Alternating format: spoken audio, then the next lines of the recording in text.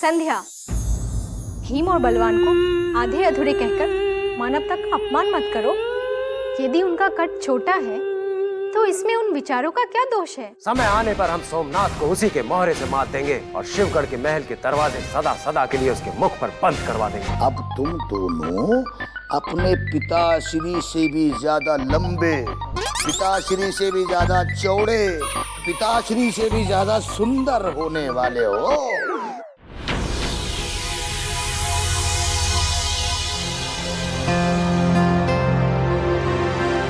राजकुमारी किशोरी की जय हो। शीला, तुम हमारे कक्ष में युवराज का कोई संदेश लाई हो क्या? नहीं, पर मैं वो मानचित्र चुरा कर लाने में अवश्य सफल हो गई हूँ, जिसकी सहायता से अतिथि युवराज को महल की गुप्त सुरंग तक पहुंचाया जा सकता है।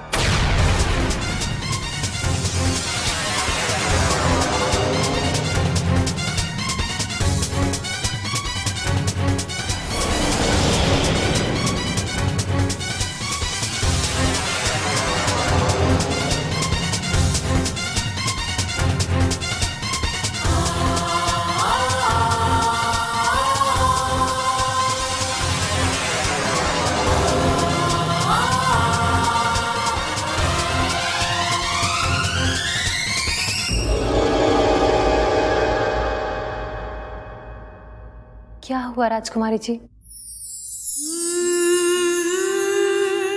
युवराज की जुदाई हम कैसे सहन कर पाएंगे?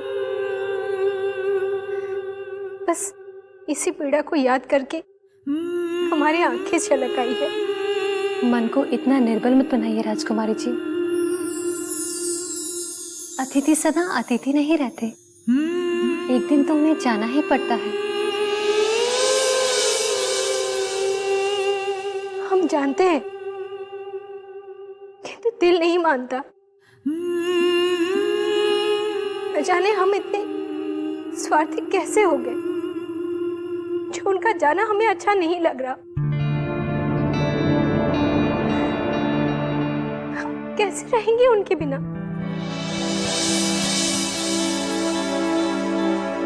इस महल का हर एक कोना हमें सुना सुना सा लगेगा।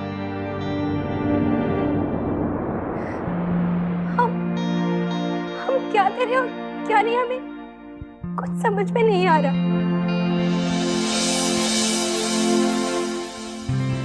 राजकुमारी जी, समय बहुत बलवान होता है। समय के साथ हर किसी की यादें धुंधली पड़ जाती हैं और धीरे धीरे देखना, आप भी उनकी यादों से मुक्त हो जाएंगी।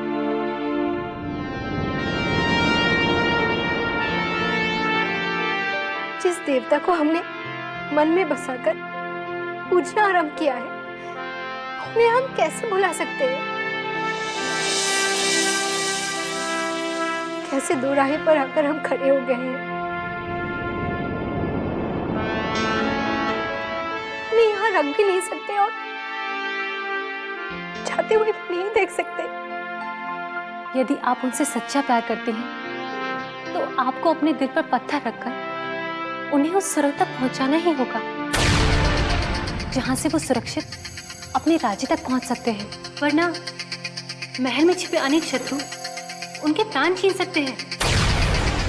नाज़िम, आजकल हमारा भाग्य प्रबल है। देखना, एक ना एक दिन सोमनाथ की तरह भवानी सिंह भी हमारा दास बन जाएगा। ऐसा प्रतीत होता है जैसे हमारा राजयोग प्रारंभ हो गया है। हुजूर, आपके साथ साथ मेरे भी राजयोग की शुरुआत हो गई है। जैसे ही आप महाराज बने, वैसे ही फौरन मुझे भी नौगढ़ और विजयगढ़ का राजा बना देना। अवश्य नाज़िम, अवश्य। हुजूर, हुजूर, गजब हो गया हुजूर।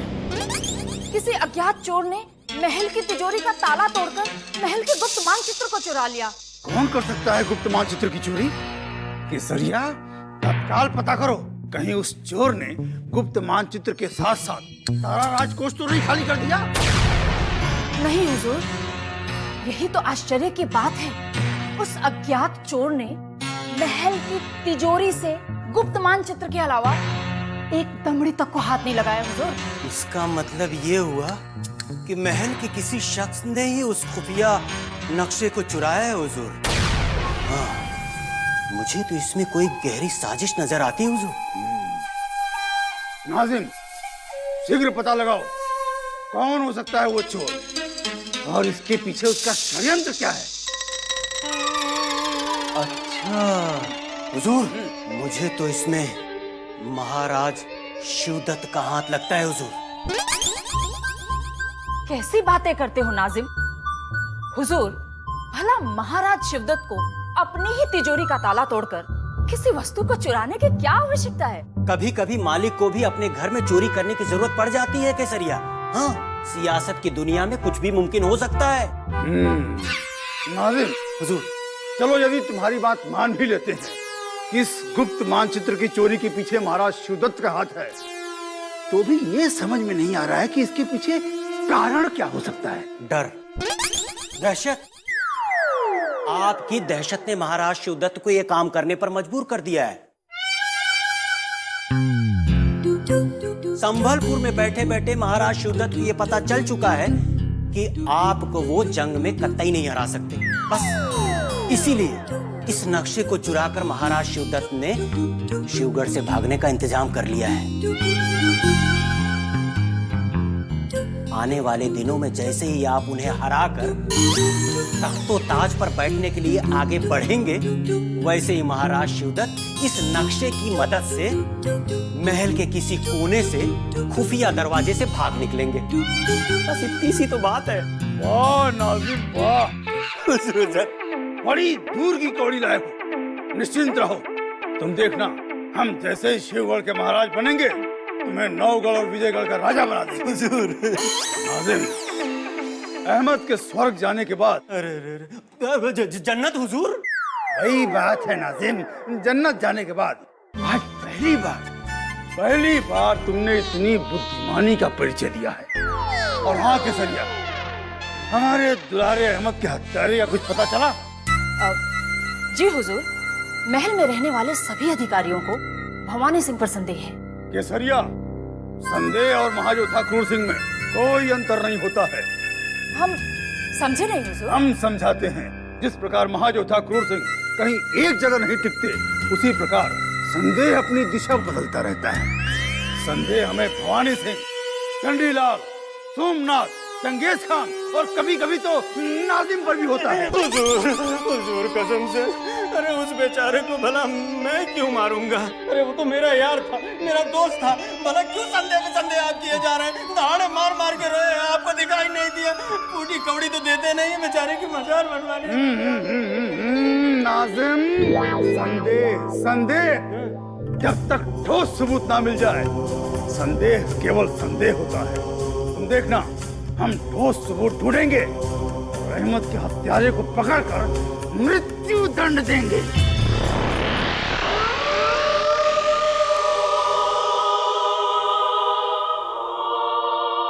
चंगू काका ठहरिए। ये कौन है जो हमें चंगू काका कहकर पुकार रहा है? दिखाई क्यों नहीं देता है? नीचे तो देखिए। अरे मेरे नन्हे पहलवानों, तुम मेरे कदमों में क्यों बैठे हुए हो? आपने हमसे वादा किया था ना कि आप लंबा होने की चमत्कारी दवा देंगे।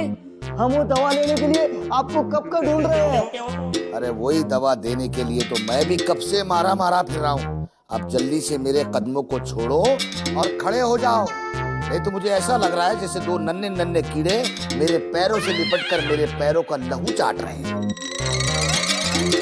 लाइए, अब जल्दी से हमें वो चमत्कारी दवा दीजिए। यदि आपकी चमत्कारी दवा से हम लंबे हो गए तो अपने पिता श्री से कह के आपकी पगार बढ़ा देंगे और महल की समस्त दासियों का सरदार बना देंगे। अगर मैंने अपने आका से वादा न किया होता तो इन दोनों को मच्छरों की तरह मसलकर कच्चा चबा चुका होता। इन दोनों को बेवकूफ बनाकर यहाँ से निकलना होगा।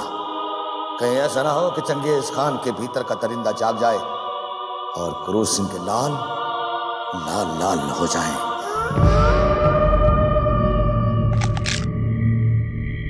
चंगू काका, आप ये गर्दन मटका मटका के क्या सोचते रहते हैं? लाइए, जल्दी से हमें वो तिलस्मी दवा दे दीजिए। ऐसा ना हो कि आपकी गर्दन टूट के जमीन पे गिर जाए। मेरे नन्हे पहलवानों, पहले अपने हाथ आगे करो। हाँ, पहले छोटे को चंगू काका मैं बड़ा हूँ। ले लो, अब छोटे को। हाँ चंगू काका, आप बिल्कुल सही जगह पे गए। बिल्कुल ठीक, ये फेंक दिया। अब तुम जाओ नदी के किनारे और इस दवा को पी लेना। आज से ठीक 1 महीने 1 दिन के बाद तुम अपने वालिद की तरह लंबे, चौड़े और खूबसूरत बन जाओगे। चंगू काका, ये वालिद कौन है? मैंने तो क्रूर सिंह सुना था। वो तो हमारे पिताश्री है ना चंगू काका। तब पिताश्री को ही तो वालिद कहते हैं। अच्छा। चंगू काका। वही रुक जाओ, दौड़ो मत। अगर ये दवा एक बूंद भी जमीन पर गिर गई ना मेरे पहलवानों, तो तुम आधे हो, चौथाई रह जाओगे। समझे? चंगू काका, किंतु ये दवा दिखाई नहीं दे रही है।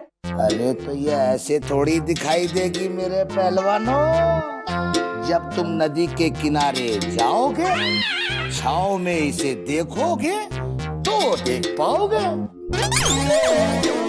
छांव में, नदी किनारे। बलवान, चलो नदी किनारे जाते हैं। चलो। संभाल के भीम भैया, ऐसा ना हो कि लेने के देने पड़ जाए। राजकुमारी की जगह छी, उनकी दोनों दासियां हमारे गले पड़ जाए।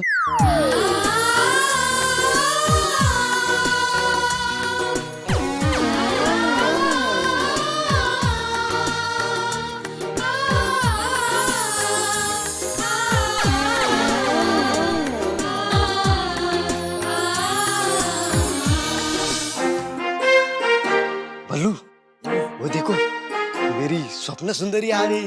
चुप बोल मनुष्य, तेरी नहीं, हम दोनों की। चल चल।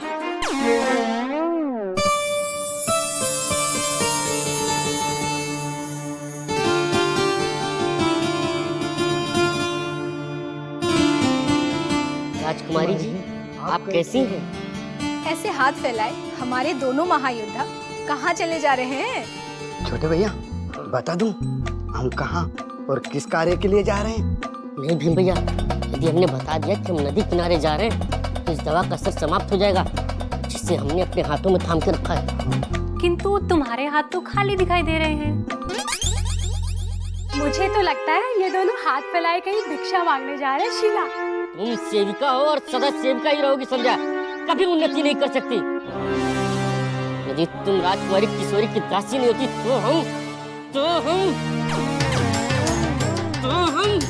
ये क्या हो गया तुम्हें?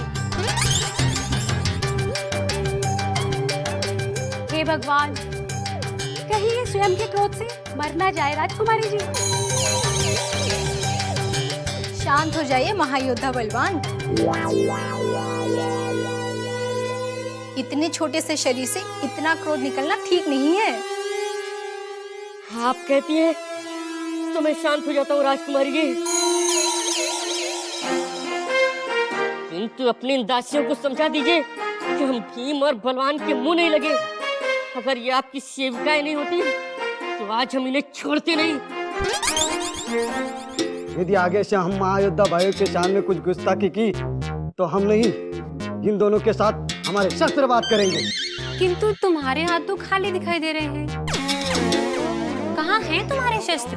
हम अपने शस्त्र भीतर छिपा के रखते हैं ताकि शत्रु हमें निहत्था समझकर भ्रमित हो जाए। अब फालतू में व्यर्थ की बातें करके समय नष्ट मत कीजिए।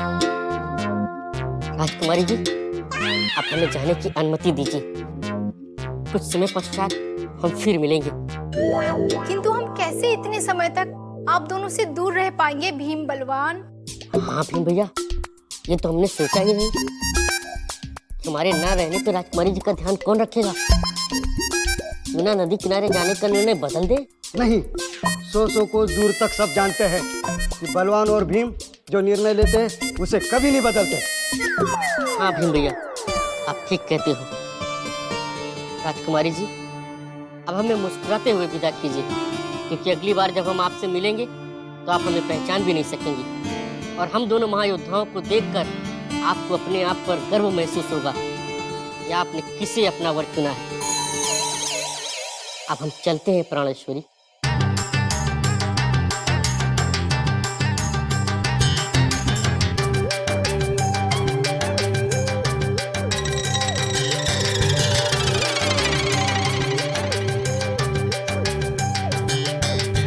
कहीं ये दोनों पागल तो नहीं हो गए राजकुमारी जी, जो इस तरह की उल्टी सीधी हरकतें करने लगे हैं।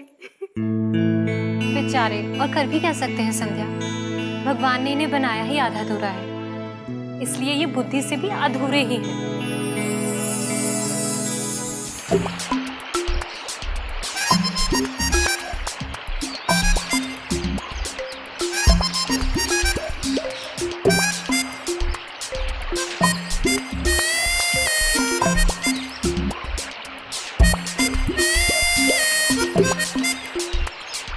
बड़े भैया, अब हमारे लंबे होने का समय आ गया। मैं नदी के इस किनारे पे रुकता हूँ और आप उस किनारे पर जाके दवा को पीजिए। हाँ हाँ, बधाई हो छोटे भैया। हम 1 महीना और 1 दिन के बाद पिताश्री से भी लंबे और सुंदर दिखाई देंगे। ठीक, पिताश्री क्या, हम महाराज सीतत की तरह बुद्धिमान, बलवान और महान हो जाएंगे। नहीं, उनकी शक्ल हमें नहीं चाहिए, क्योंकि राजकुमारी हमें पति के जगह पर पिता कहेंगे।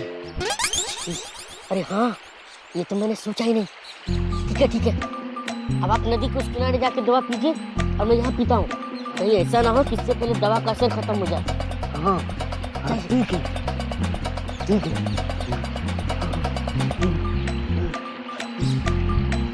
हे भगवान, आपने न जाने किस पाप का दंड हमें दिया। आपने हमें मनुष्य तो बनाया, किंतु अधूरे बना के छोड़ दिया। किंतु इसी बीच हमारे चंगू काका आए किसी देवदूत की तरह और हमें बचा लिया। अब आप भी हमें आशीर्वाद दीजिए भगवान, ताकि राजकुमारी किशोरी के साथ धूमधाम से विवाह करें।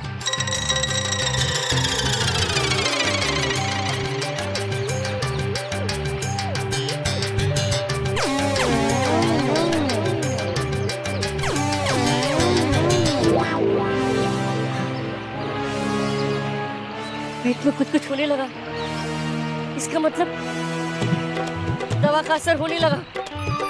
ये तवाज का रस पीते ही मुझे चक्कर आने लगा। नदी भी मुझे समंदर के जैसी दिखाई दे रही है। कहीं चंगू काका ने इस दवा में विष तो नहीं डालवा दिया। अब मुझे लगता है जल्द से जल्द बड़ा हो जाऊंगा।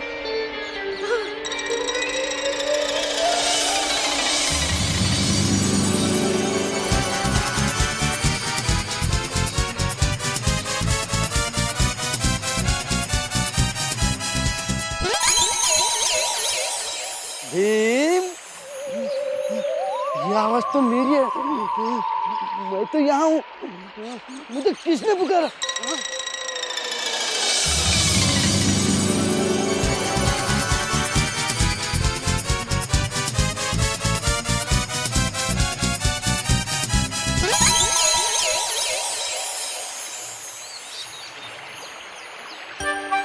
कोई बात नहीं, आज से ठीक 1 महीने 1 दिन में मैं भी बिल्कुल तुम्हारी तरह वीर और बलवान हो जाऊंगा। वीर और बलवान हो जाऊंगा। अब चलता हूँ, देखता हूँ हमारे बड़े भैया क्या कर रहे हैं।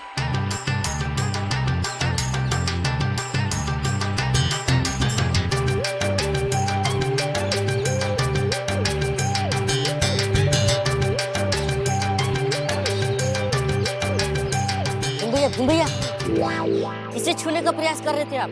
अरे बलवान, ये दवा पीते ही चमत्कार हो गया। मुझे लंबा चौड़ा भीम दिखाई दिया। और मुझे भी लंबा चौड़ा बलवान दिखाई दिया। चंगू काका ने तो हमारा जीवन ही बदल दिया। अभी नहीं, 1 महीने 1 दिन के बाद हमारा जीवन बदल जाएगा। चलो भीम भैया, अब हम महल में चलते हैं। चलो चलो चलो। महारानी जी, एक अति शुभ संदेश लेकर आई हूँ। शीघ्र बताओ, क्या संदेश है? क्या महाराज संबलपुर से वापस आ रहे हैं? जी नहीं, परंतु स्वामी त्रिलोकीनाथ जी महल में पधार चुके हैं। शीघ्र बताओ, कहाँ है स्वामी त्रिलोकीनाथ जी इस महल में? वो महल के मुख्य द्वार पर प्रवेश कर चुके हैं। यदि आपकी आज्ञा हो तो उन्हें कक्ष में ले आओ महारानी जी। नहीं, उन्हें उस पवित्र मंदिर में लेकर जाओ जहाँ हम उनकी आरती उतारेंगे। जो आज्ञा महारानी जी। इस महल के आकाश पर छाए हुए संकट के बादल अब अति शीघ्र दूर होने वाले हैं, क्योंकि स्वामी त्रिलोकीनाथ जी के चरण